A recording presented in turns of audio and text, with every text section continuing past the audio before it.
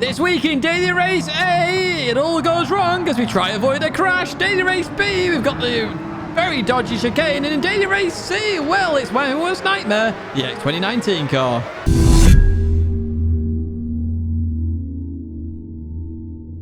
Hello everyone, and welcome back to the Gran Turismo Weekly Race Guide here in 2024, week 50. And we've had 2 cracking weeks, and I think we've just dropped off a cliff with this one. But let's find out, and let's get into the details then. So first up, actually quite a good race in my opinion. We are in the Radicals, and we are at Watkins Glen Long Circuit. Doing 3 laps here, it's a rolling start on sports hard tyres, and there are no DR updates here, so, you know, jump in, have some fun. That's what this race is all about, Daily Race A. Now, if you don't want to race these Radicals and you want to jump to Daily Race B or Race C, there are some timestamps there for you to jump to them, or even the bloopers at the very end, because there's no Race C guide today, and you'll find out why a little bit later on. Jumping back to this Daily Race, so we'll look at some of the key statistics. This track has been used 11 times. We haven't done this track and car combo before, and the track was last used on the 21st of October. You need to keep an eye out, or try out, should I say, the double shift, because it is slightly quicker in certain places. It's also very annoying, and the chicane can cause a little bit of carnage if you mount it in the wrong way or in the wrong gear at the time, but we'll get into that in the lap guide. Without further ado then, let's jump straight into this Daily Race A. Let's have a look at some of the racing action, because this is the one I think you'll want to do this week. Here we are then at the start, and we got Kentish Gent in a pole position. And we go all the way down to P11, where we've got TCR Alex as well. So we kick off this race, rolling start, nice and easy start here. You do want to short shift this car about halfway if you're not doing the double shift. But we'll get into the double shift shortly, just to explain that a little bit more. But we're going to turn 1 here, and we're trying to carry the momentum here. And notice there, we stayed in 4th. That's how low down you want to be in this car because of that turbo. And that is why you double shift. Now, you just saw me double shift from 4th to 6th there. It's very hard to do. You have to actually absolutely spam the gear change, and sometimes it works, sometimes it doesn't. So it's like a 50-50 thing, and it's really annoying when it doesn't work, because you do lose time. You lose like a 10th on the straight. We're side by side with Hodgson here, heading towards the chicane. Very dangerous maneuver this one to be side by side, but we managed to send it. Hodgson backs out at the same time. I know it's Hog's turn. I'm going to call him Hoggy from now on, because people keep mentioning it. It's just something I've said over the months, many months, and it's just stuck, and I realise it's wrong. It's just the way I am. I pronounce names wrong. I apologise. Anyway, we jump to this left-hander then. I was looking on the outside here at Muscafi, but up ahead there's a bit of contact, and then the car stops there as well. So Matt's power goes for avoidance. I go for avoidance as well. We managed to survive it there, but we do lose some positions here with Jason going on by on the left-hand side as well. This is actually feeling like an actual race here. It feels very realistic, this race, apart from the double shifting thing, which is a bit weird. Everything else does feel very race-like. It's nice, this race. It really is nice in that regards there. So do a double shift. Don't need to do a double shift on this particular straight. But again, we have a lap guide at the end of this race where I can actually show you exactly what to do. So we go into this right-hander then, side by side with Jason here. And this is what I'm talking about with the racing. It feels very realistic because it's a bit slower than normal race cars, and that allows us to have some good racing, and you're seeing it right here then. So as we go to this left-hander, we are still quite line of stern up ahead. We're side by side with Jason here, who maintains a really good line through that corner. Gives me some space on the exit there as we continue towards the fast left-hander. We're going to chuck it in here, trying to maintain that speed around the outside. Very hard to do here as we nearly go over the curb, which would have been a track limit, but we don't here. And Jason, look at that, beautiful driving from Jason. Actually maintains it on the inside, then the outside here. I'm going to be in the slipstream for the start-finish straight. So we're sort of in no man's land right now. I do a double shift here, but what I'm actually going to do is start to back out of this. And the reason for that, I don't want to lose too much time to the guys in front. So if I back out of this, I can fight another day going through here. Unfortunately, there, Muscafi has just gone off there. Mazda's Mario Sonic. We'll have a look at that in the bloopers, which is going to be at the very end of the video. We've got some horn beeping going on as well. I hate the horns in this game. I really do. But even so, Mario Sonic came back on there, stays towards the inside. So we gained 2 positions from that incident as we head onto this back straight. So we drive further on here where it just stays about the same here. Dava's got a penalty up ahead of a 0.5 second. That will be track limits, which are a bit annoying here, but they are right as well. Now, we tried to get the inside of Jason there. Didn't quite work out here, but we are going to move up into the P5 position there with Dav taking that penalty. And you can hear that turbo going. It sounds like a tap leaking, essentially, with the pressure. So through the right we go here. I'm about to head on towards the final lap. Only 3 laps here is a bit disappointing, in my opinion. I reckon this race should be at least 5 laps just for the fun of it. I really do. I think this is a really good race where they could have just up the laps a little bit, allowed people to have the fun. Anyway, in towards turn one, we go side-by-side action here. Jason defends that beautifully. You could argue not enough space on exit, but he timed it perfect. So it's a perfect defense. There's no issue there whatsoever as we start to go up the hill here for the final time at Watkins Glen. Now, we are in a fight with Max Power here as well, and whoever is in front of us... Oh, it's Huggy! Huggy's in front of Max Power. And Huggy's done very well in this race then to jump ahead after the early overtake from myself. So we head towards the chicane here, and they're about to go side by side. So I'm thinking, no, I don't want any part of this one. So I back out of this one. And as we go into here, everybody survives. Jason backs out of it as well. Really smart driving from Jason. Max Power defends the position. We continue on here. I'm looking on the inside. Slight tap there. That wasn't meant to happen as we go into this long, long right-hander. We continue on through here then. We've got a bit more momentum. We're going to see if we can get past Jason here as Jason defends on the inside. Going to try around the outside here. And are we going to do it this time then? Or side by side, trying to maintain that speed. Not going to quite work. Jason defends again beautifully. So it's very hard to overtake. You are seeing that, but it's some good racing. And I don't mind that. You know, if it's hard to overtake but good racing, that is absolutely fine. It's when it's hard to overtake and rubbish racing, that's when it becomes an issue in Gran Turismo. So we continue on out of there then, and we've got a run once again on Jason. We treble shifted there from 3rd to 6th, which doesn't work very well. So we drop back to 5th here as we head towards the last few corners, the last sector here at Watkins Glen. So through the right we go, looking for the run out this corner, and that's what I was aiming for here then. So Jason goes towards the right, so I'm going to go towards the left-hand side. I'm actually going to send it a little bit here as I go into this corner, looking to slow the car down nicely, and we actually get the job done there. Look at that, straight through on Jason. We get the good run on exit as well, no huge oversteer moments, and we've just got Max Power up ahead then. I think we're too far behind to catch Huggy, but a little bit of slipstream, maybe a clip of the barrier from Max Power, and we could be on the podium. So into the final corner we go here. Because to clip the inside, we don't quite do it, which just compromises on the exit there. Nearly to the barrier, Max Power goes. We nearly did the same thing here. Max Power, I think, has changed gear there. We don't. We head towards the line, and Max Power does defend that position, and we get P4 in the end. So the score is a 6 out of 10. Always check the comments, pin comment for the actual detail of the scores. And I realize it's very set in its ways. I am looking to improve that as well.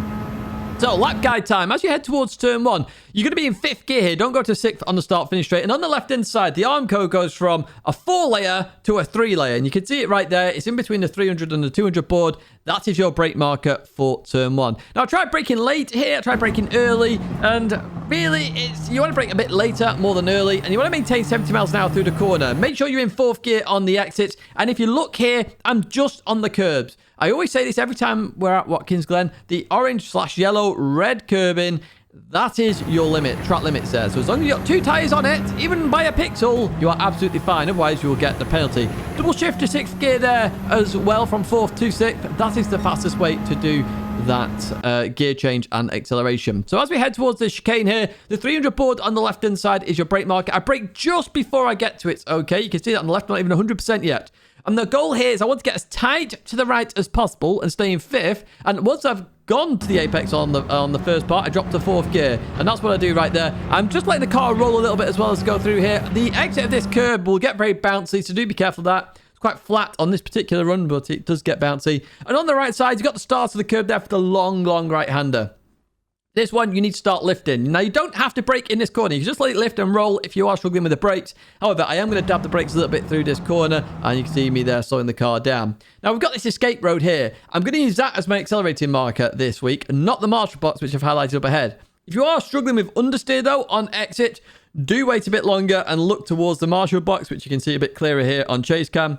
Otherwise, use that escape road there. It's really nice. And then I'm in 4th gear. Once again on the exit, really maximizing that turbo as we continue on out. So we head over towards the right-hand side here. The 200 board there. We're braking just before the 200 board as we go into this left-hander. Now, I liked a tighter line for this left-hander. I found a wider line didn't really work for me. The problem with the tighter line is you may understeer off into the barrier on the exit. So choose your line wisely here. As you can see, I'm going very tight, trying to slow the car down. The second the outside catch fence gets to the center of my screen, the end of it, I upshift to 4th gear, and that's going to give me some momentum through this corner. So the 4th gear on exit is exactly what you want for this corner. If you're in 3rd gear, you're going to have to change on the straights. You're then not maximizing the turbo, and it all slows you down. So 4th gear there, happy days, we make it around the corner. As I say, if you do take a tight line, you do have a risk of understeer into the barrier, so just be careful there. On the right side, we've got the 100 board. Now, you've got one on the left, but I use the one on the right just before it hits the edge of my screen. Again, I go for a tight line here. Some people want to triangle this out, so what I mean by that is to go out wide to then come back. which can be beneficial in terms of the exit not getting as much power oversteer. I like the tighter line. I'm not carrying as much speed here, so that's what I'm trying to do. I'm looking for the marshal box. The marshal box hitting the center of my screen is my acceleration marker. The problem is, as I'm on a tight line and I accelerate this early, I may get oversteer on the exit. So as you start to get oversteer, if you can turn into it, the car should straighten up. If you don't turn into it, you may have to lift off, as I did a little bit there, but you notice a little bit of a wiggle on exit as well. So just keep that in mind. So we go to 4th gear here, and we're going to stay in 4th gear all the way to the next corner. You're probably saying, Tidge, this isn't using the turbo. There's just no need to change to 5th gear. You're going to lose very little time because obviously there's a gear shift delay there as well. So on the left-hand side, we've got the 200 board. I'm braking just after the 200 board here. And the reason for that is this car can brake late. I actually want to take a later apex for this corner as well. I talked about the understeer previously in the lap. Well, here I want to take a later apex because that means I'm on the inside of the racing line. You can see that there. I'm not going to understeer off and get a penalty for track limits. I got a few of them when I was time trialing this morning. On the right side, we've got a dead tree. That's what I'm using for this left-hander. You can use a 100 board as a bit of a distance marker if you prefer, but the dead tree is the perfect brake marker. Similar to some of the other sharp corners, you can go for a tight line or a wider line and get a better exit. Now, in this particular lap, I went for a wider line, and you can use the marshal box there as your accelerating marker. A tight line does work. Again, you risk understeer on the exit straight into the barriers. You do have to be careful. That marshal box there, as it heads towards the center of your screen, guess what? You're going to use it as your accelerating marker, okay? And that's exactly what I'm going to do here. I want you to stay in 3rd gear. You're going to see me shift to 4th gear. I want you to stay in 3rd gear for this one, okay? 3rd gear is better because as you head towards this corner, as the 100 board gets to the left-hand side, you're going to lift off and turn in. Now, because you've lifted off, you might as well change at this point rather than changing when I did and actually losing a bit more time. So, stay in 3rd gear to this point. The 100 board hits the edge of your screen on the left-hand side. You chuck it in with a bit of lift off. And then you would change to 4th gear. I'm already there, so I start to accelerate through the corner. Head over towards the left-hand side. A huge wiggle there, which is a bit of a moment. And on the left-hand side, you've got the tyre wall going to Armco. Literally, just before the end of that is when you're going to hit the brakes. Now, you want to aim for an apex speed here before you start accelerating. I found that to be the best way to accelerate through this corner. So we're going to hit the brakes and turn in. And we're going to let the car roll a little bit here. And what we're looking for is 83 miles an hour. The second I see 83, I hit the accelerator. I drop to 82, but then I'm already accelerating out the corner. I short shift to 5th gear, exactly where the white line is, and head towards the line. That's a 2015. I do expect 2-minute deads there at some point from some of the top guys. Jump to daily race speed then. We're in Group 3 at Yamagiwa. Now this one, well, the cars don't appear to have any grip whatsoever. Doing 5 laps here at Yamagiwa. It's a rolling start on racing hard tyres, which is a part of the reason for no grip. Tyres want fuel and tyre wear, and you can adjust the brake belts. You'll notice I'm in the Porsche in the background. I highly advise you don't pick the Porsche and you pick the one I actually do the time trial in. In terms of this track, combo key statistics then, we've used it 7 times, 4 times in terms of Group 3. It's not a top 10 used combo, and it was last used this circuit on the 4th of November. It's very slippy, this combo, for some reason. There is no grip whatsoever, and the chicane can be a bit 50-50 in terms of a death trap. Sometimes you'll nail it, sometimes you won't nail it, and you'll hit the barrier. It's one of those courses, circuits, whatever you want to call it. Let's jump into this one and let's have a look at all the racing action, which you're seeing in the background. We are with race B then, and we've got a Nissan in pole, a Porsche in P2. Now, I chose the Porsche. We did 0 practice, quite a few guys here, because literally the way the races worked, we had very little time to jump in between races. So here we go then at the start of this one. We've got a Nissan GTR Blue Racer up ahead. We're going to head towards the inside here. This Porsche seems to have very good acceleration as we go into this one.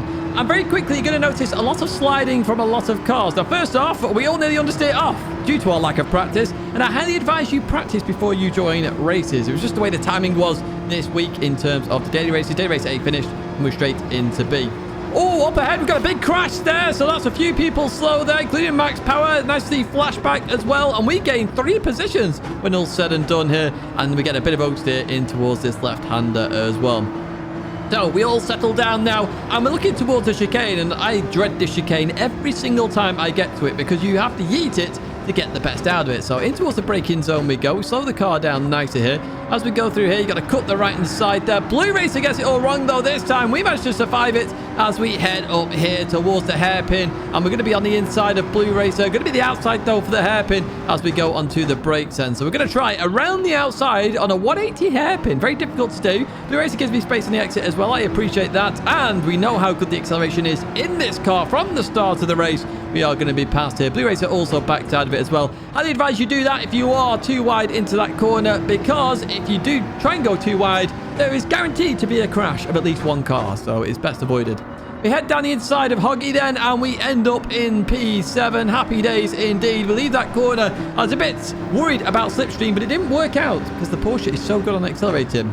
In towards the left we go. We get on the inside of this Ford GT. The car suddenly wants to oversteer, which did cause me some issues as we go through that left-hander. I nearly understeer off there because I caused a bit of a traffic jam behind, which would have been my complete fault there. No idea why the car did that, but again, I did mention about the issue here being that there's a severe lack of grip. So in towards the left we go, and there's a slight tap again on the Swiss driver. That's on me again, and that's due to lack of practice. And that is on me. That isn't on the driver up ahead. As we head towards the hairpin here. So we go defensive in towards its left-hander. We look to slow it down then. Oh, nearly into the back of him. They're 3 wide behind there in the rearview mirror. Look at that. We've got a GTR, McLaren, and Porsche of max power all side by side then as we continue on down here. And we're still fighting for Desi up ahead. Let's see, they're in the car of their name as we continue on there. And they get it a bit wrong into that left-hander. So we managed to go past them here. Blue Racer comes back here in that Nissan GTR GT3 car as we stay on the inside and accelerate out of this corner very quickly. Do we maintain position? Yes, we do. Let's fast forward a little bit then in terms of this one as we head towards turn 1, and we are breaking away a little bit here. Let's see what we can do going up here. Actually, the GTR's coming back at me in the slipstream. It's a long slipstreaming period there. I forgot about this actually. Blue Racer gets down the inside then. Brilliant move by Blue Racer. Gets it stopped there as we continue on out of here. Now, I didn't want to go for the move in towards the chicane here. There is real no point at all to go for a move.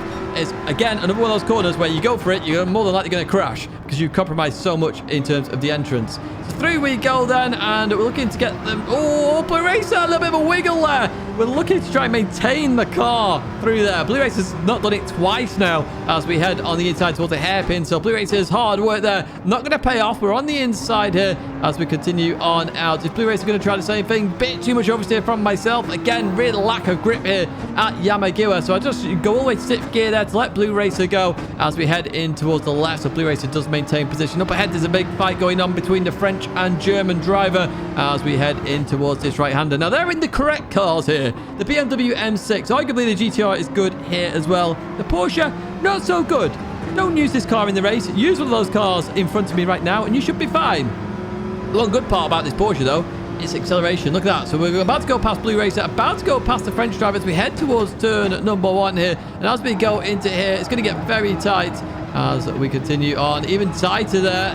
I was literally on the curb and I couldn't go any further towards the left there. So there was a bit of contact, but even so, we are now in P5. The German up ahead, also in a BMW M6. We go a bit deep into the chicane. That's what I'm talking about when you get it wrong. So if you go for the move and get it wrong, that's how deep you go, and that's how much of, well, lack of speed you carry through there as Blue Racer gets to position. Now, the French driver's coming back at us here. So I'm looking on the left-hand side here of Blue Racer as we look to get it stopped. Is it going to be deja vu like the previous lap? No, not this time. No oversteer from me. And we're finally up into P5 as we advance towards the final lap then against the German driver, Bobic.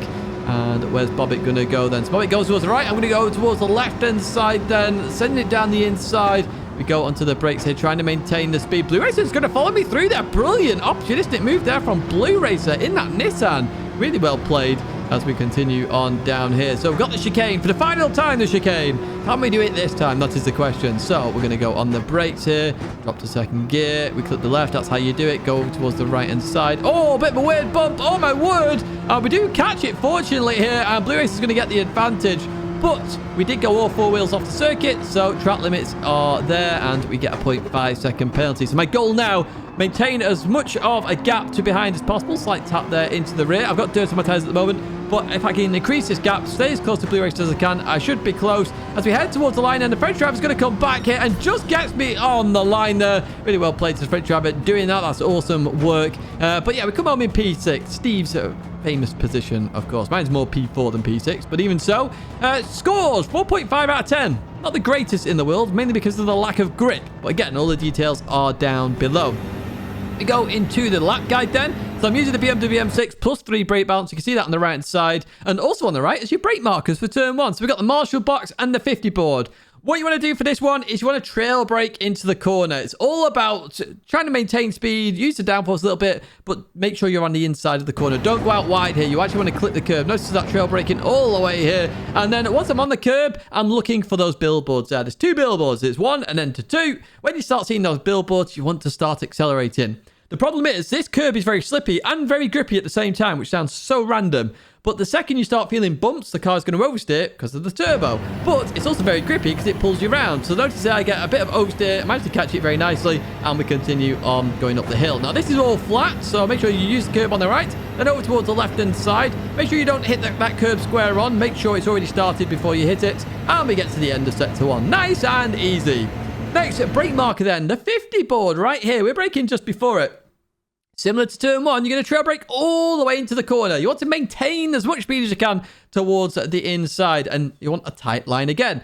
What I would look for here is 110 miles an hour in the BMW. That seemed about right in terms of what I was aiming for. Again, look at that. We're on the brakes for so long. We hit 110, and then we're in 4th gear. Just be careful on exit. I found that I understeered sometimes. Sometimes I oversteered.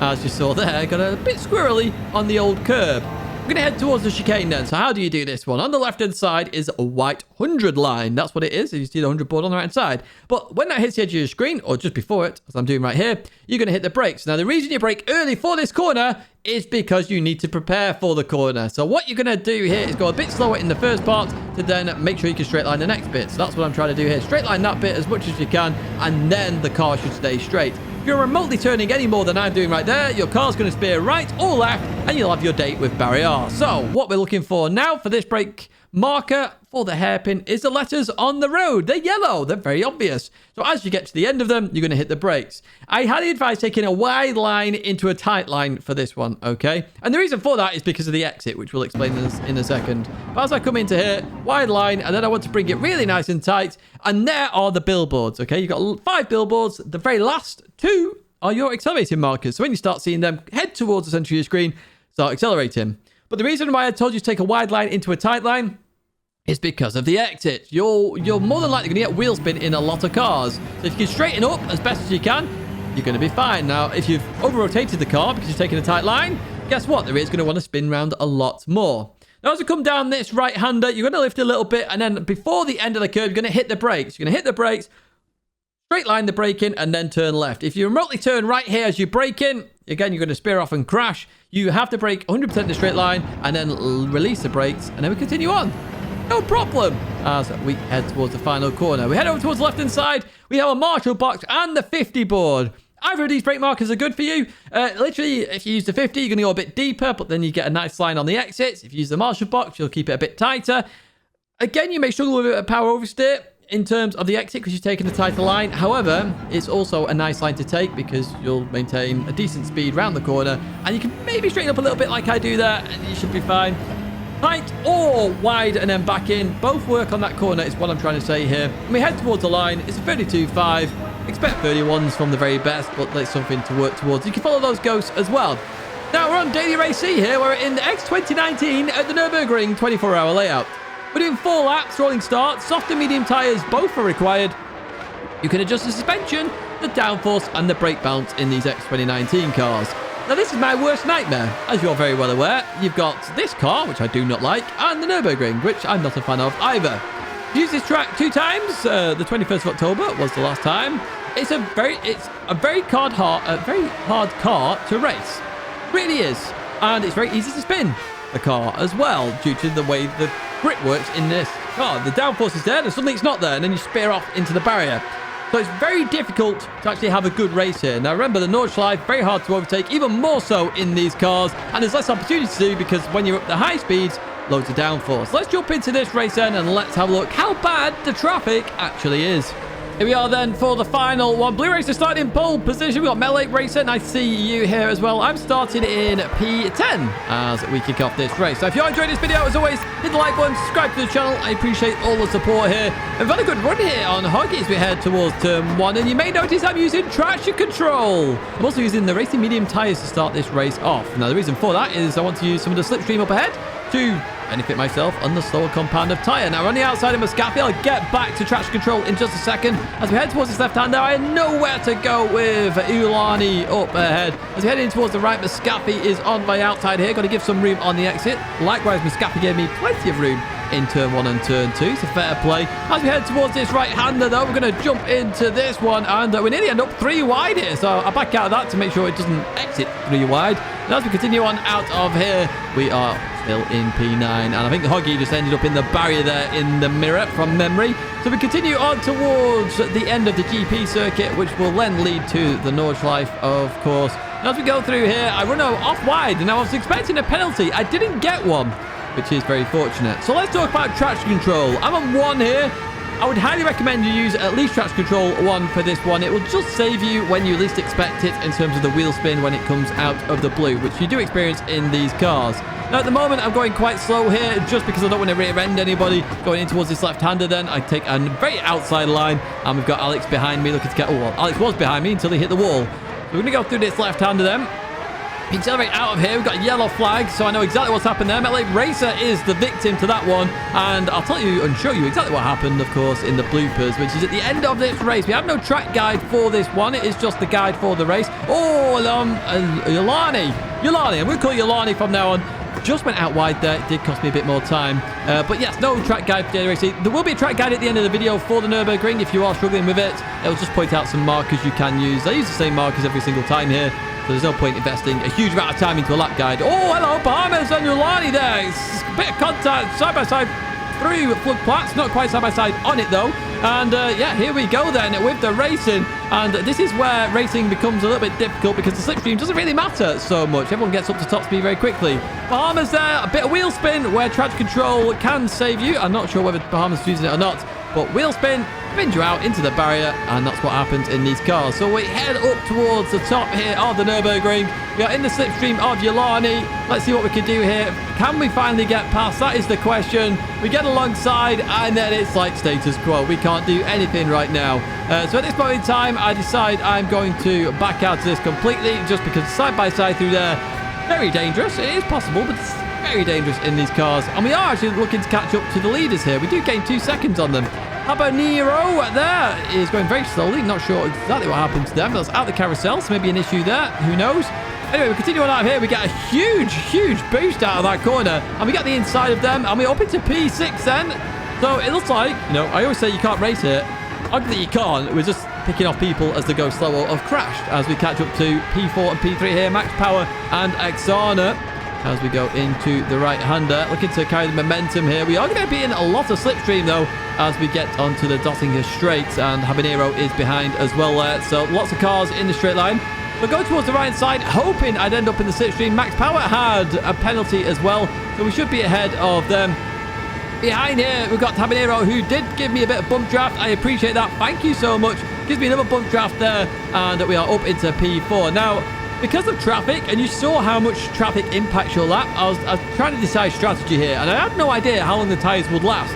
I really should have watched the Nations Cup final before, obviously, doing this race. Here we go. We come into here, and I was like, you know what? We called up to the Italian very quickly there. Blue Race has been in the barrier. I'm going to go in the pits. So 1 lap on the mediums. I'm going to do the rest on softs. Now, I was trying to decide whether to fuel up. I didn't fuel up here. Whoa! Did you fuel? It's about to be reunited here. The story continues. So we exit the pits here and head towards turn 1 where Huggy is there. Huggy's had a terrible time at the start of this one. And we should catch up to Huggy quite quickly here, being on the racing soft tyres. But let's see what happens as we head onto the mountain then. And through the right we go. Oh, sorry, the green hell, should I say, rather than mountain. It's not Bathurst, is it? So through the left we go. And when you catch up to somebody, again, you can't really overtake. You carry so much speed in these corners. Yes, you may have more grip, but how do you overtake? The cars move very drastically because of the way ping works on the network. Very hard to overtake. So I have to wait until the accelerating points. And here is one. So I'm going to have to go for a very dangerous move at some point here. That was the plan at least. As we catch up to Hoggy then. Where's Hoggy going to go? Huggy goes towards the left-hand side. So I carried a bit more speed. I was just enough far back there to carry the speed. And Huggy actually lets me go there. Thumbs up from me. I appreciate that. And I look now to try and catch up to everyone else. And look, we've caught up to Exana. Literally on the same lap, I pit. Remember, I was behind them. I'm now ahead of them because they hit the barrier there. And we up into P8 here as we go into the right. Whoa, look at the front end lift up there. We carry so much speed. Alex gets it wrong through the left-hander. We'll take that place. Thank you very much. And Max Power is just up ahead, so you can see the amount of speed we've gained here. Imagine if we were still in that traffic or fighting people. It would have been very tough to make the positions and we'd have lost a lot of time. Yulani there taking a penalty. Max Power gets boxed in. Sorry, Max. I'll take that. That's us up to P5 up ahead. I'm not sure what's going on here, but the Germans got a 4-second penalty there, and they've only just got it. We'll have a look at that one in the bloopers. We're up into P4. The leaders have come in the pits. Muscafi was on softs, Blue Racer on mediums, and we've got Metal 8 Racer up ahead who had that crash earlier on. So remember, we've been in the pits. We've used both compounds of tyres. It's all about getting to the end of the race, which at the moment, without fuel, 1.8 laps remaining, is highly unlikely. See what happens though in this one, shall we? So we do take the lead there and we continue on. Yulani also carries on that one. So lap number 3 here, in towards the right we go. We exit this corner. We get a huge amount of oversteer there. You saw traction control light come on, but it still didn't catch it enough there, which is why traction control is vital for this car. Highly recommend you use it. Blue Racer on the final lap is catching me up, and you can see my rear tyres are not looking very well right now. They really aren't. So use -5 brake balance if you are wondering about brake balance. I've also put that in the description as well. And Blue Racer's got nowhere to go, so I can defend this quite easily, which is why I did this strategy. I knew if I stayed in the lead, I've got track position. As long as I've got track position, I can defend this. It's very easy to defend here at the Nurburgring. It really is, because it's very hard to overtake due to the size of the cars, the speed of the cars as well. Even more so here. So we head towards the DODGY, where I stayed in the lead here. Blue Racer's on the soft tyres with 1 lap spare. Now go to fuel map 6 here.